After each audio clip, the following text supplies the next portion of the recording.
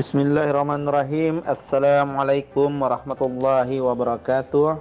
Assalatu wassalamu ala asrafil mursalin wa ala alihi wa sahbihi ajma'in. Alhamdulillah, di hari yang berbahagia ini saya sebagai selaku dosen IAI Sambas ingin menyampaikan tentang peranan dan fungsi kurikulum, yang mana pembahasan ini nantinya diharapkan mahasiswa memahami materi yang disampaikan, kemudian mahasiswa bekerja kelompok dengan cara berpasangan, kemudian menyelesaikan persoalan yang diberikan oleh dosen dan lain yang sebagainya yang berkaitan dengan pembahasan ini. Yang pertama kita akan membahas tentang kurikulum, pengertian, fungsi kurikulum terhadap pendidikan dan pengajaran, kemudian anatomi dalam kurikulum. Kurikulum seperti kita ketahui adalah sebagai perangkat pembelajaran, sarana dan prasarana, peraturan, kemudian kebijakan dan lainnya. Selanjutnya itu adalah fungsi kurikulum dalam pendidikan. Fungsi kurikulum dalam pendidikan yang pertama itu adalah guru, kepala sekolah, orang tua, dan siswa. Karena di antara guru, kepala sekolah, orang tua, dan siswa itu sangat berkaitan erat dalam sebuah kurikulum. Intinya seperti kita ingin membuat kopi. Kalau kita hanya menyediakan airnya, mungkin kopi tidak terbuat karena tidak ada kopinya.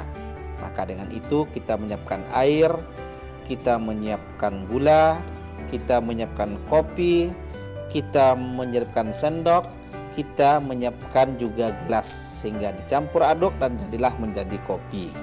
Nah, begitu juga dengan kurikulum dalam sebuah pendidikan yang berfungsi untuk guru, kemudian kepala sekolah, orang tua, dan juga siswa. Bagi guru bahwa kurikulum itu berfungsi sebagai pedoman dalam melaksanakan proses pembelajaran. Karena tidak mungkin guru dalam memberikan pengajaran kepada siswa itu asal-asal ajar. Maka dengan itu ada namanya pedomannya. Kalau tidak ada pedomannya dalam sebuah kurikulum itu nanti akan kacau bagi guru. Makanya ada namanya kan sebagai perangkat pembelajaran yang terdiri daripada silabus, RPP, rencana pelaksanaan pembelajaran, rota, rosem, dan lain sebagainya. Itu adalah merupakan sebuah pedoman. Kemudian itu adalah kepala sekolah. Guru bertugas sebagai mengajarkan kepada anak didik, sementara sebagai kepala sekolah itu adalah berfungsi sebagai pedoman dalam melaksanakan supervisi atau pengawasan. Itu adalah tugas sebagai kepala sekolah, mengontrol segala-galanya, bahkan untuk menyiapkan atau melaksanakan untuk semester 1 atau selanjutnya semester 2, mata pelajaran apa yang diampu, kemudian gurunya siapa, itu sudah terlebih dahulu dibahas dalam sebuah rapat. Itulah fungsi sebagai kepala sekolah. Kemudian sebagai orang tua, bahwa kurikulum itu berfungsi sebagai pedoman dalam membimbing anaknya untuk belajar di rumah. Namun di era saat ini memang kita ketahui tugas dan tanggung jawab orang tua itu karena terlalu banyak. Salah satunya itu adalah memenuhi kebutuhan keluarganya. Maka biasanya sebagai orang tua itu mencari guru privat atau mengeleskan anaknya sebagai tanggung jawab sebenarnya. Padahal hakikatnya fungsi kurikulum bagi orang tua itu dalam pendidikan itu adalah sebagai pedoman dalam membimbing anaknya untuk belajar di rumah. Namun orang tua itu menyiapkan sebagai guru privat dan lain sebagainya. Kemudian siswa itu adalah sebagai pedoman dalam belajar. Makanya kalau kita perhatikan tiap semester itu pasti ada yang nama istilahnya mata pelajaran, jadwal mata pelajaran yang diampu dari hari Senin sampai Sabtu dari jam sekian, jam sekian. Bahkan biasanya itu sebagai guru juga menyebarkan jadwal mata pelajaran tersebut melalui WA atau DP dan sebagainya, yang mana siswa itu biasanya menempel di dinding.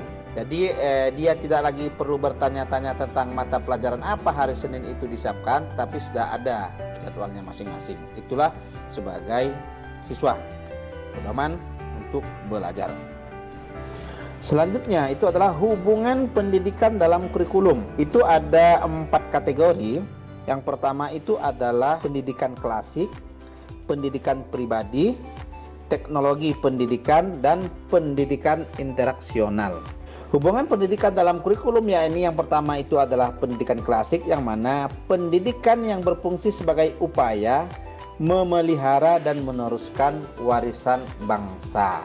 Makanya setiap kurikulum itu mempunyai mata pelajaran yang berbeda-beda. Itu adalah sebagai salah satu warisan bagi bangsa untuk generasi ke depannya. Sehingga ada istilahnya dengan mata pelajaran matematika, mata pelajaran IPA, IPS, agama, dan semakin tinggi ditempuh pendidikan oleh siswa, maka semakin sedikit mata pelajaran yang diambil. Yang kedua itu adalah pendidikan pribadi. Pendidikan itu harus dapat mengembangkan potensi-potensi yang dimiliki oleh siswa. Dan hal inilah yang sangat penting untuk diketahui oleh orang tua. Ketika anaknya sudah disekolahkannya pada tingkat dasar, menengah, tinggi, maka sebagai orang tua itu harus melihat potensi anak, keahliannya dalam bidang apa. Jangan sampai sebagai orang tua itu menginginkan kemauan orang tua tanpa melihat daripada kemampuan dan potensi anak yang dimiliki. Orang tua biasanya menginginkan anaknya kuliah pada jurusan MIPA misalkan, sementara anaknya tidak bisa jurusan MIPA. Itu nanti akan berbahaya bagi psikologis anak. Selanjutnya itu adalah teknologi pendidikan. Sebagai guru harus mampu mengaplikasikan materi pembelajaran dengan menggunakan media elektronik agar lebih menarik. Maka dalam hal ini guru itu harus menguasai teknologi. Teknologi itu adalah alat, media itu adalah perantara. Bagaimana? Maka dalam hal ini guru itu harus mempunyai kreativitas agar bisa mengaplikasikan mata pelajaran dengan menggunakan media pembelajaran sehingga siswa itu lebih senang, tidak bosan, dan media yang diberikan pun juga tidak monoton atau itu saja, hanya menggunakan metode ceramah, metode cerita, metode kelompok dan lain sebagainya. Itu makanya lebih-lebih lagi adanya kurikulum 2013 yang mana guru itu harus bisa mengaplikasikan komputer daripada pengisian nilai rapotnya dan lain sebagainya. Nah, itu. Nah, yang selanjutnya itu adalah pendidikan interaksional. Siswa harus mampu dan berinteraksi dan bekerja sama dengan siswa lainnya. Nah, jadi sekolah itu mengajarkan juga kepada anak untuk sosial atau untuk bermasyarakat. Jadi dia tahu nanti batas-batas sosial, batas-batas dalam pergaulan, mana yang tidak boleh dilakukan, mana yang boleh, mana yang kena adat dan mana yang tidak kena adat, dan budaya. Mana yang berbudaya dan juga mana yang berbudaya positif dan juga berbudaya negatif. Kemudian hubungan kurikulum dengan pembelajaran. Jadi kita harus bisa membedakan antara ruang lingkup kurikulum dengan ruang lingkup pembelajaran. Kurikulum tadi kita sudah bahas satu persatu, tetapi kalau hubungannya bahwa kurikulum itu adalah segala hal yang diajarkan oleh guru, baik itu program, rencana, dan isi pelajaran. Itu namanya tugas guru hubungannya. Kalau pembelajaran, bagaimana sebagai selaku seorang guru itu dari bahan atau materi yang disampaikan kepada anak atau kepada siswa itu yang mencakup tentang metode, tindakan belajar mengajar, dan presentasi. Nah, itu hubungannya antara kurikulum dengan pembelajaran.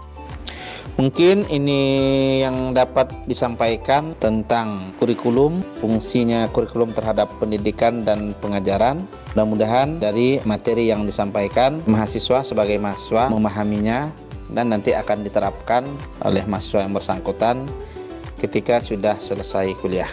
Demikian yang dapat saya sampaikan. Assalamualaikum warahmatullahi wabarakatuh.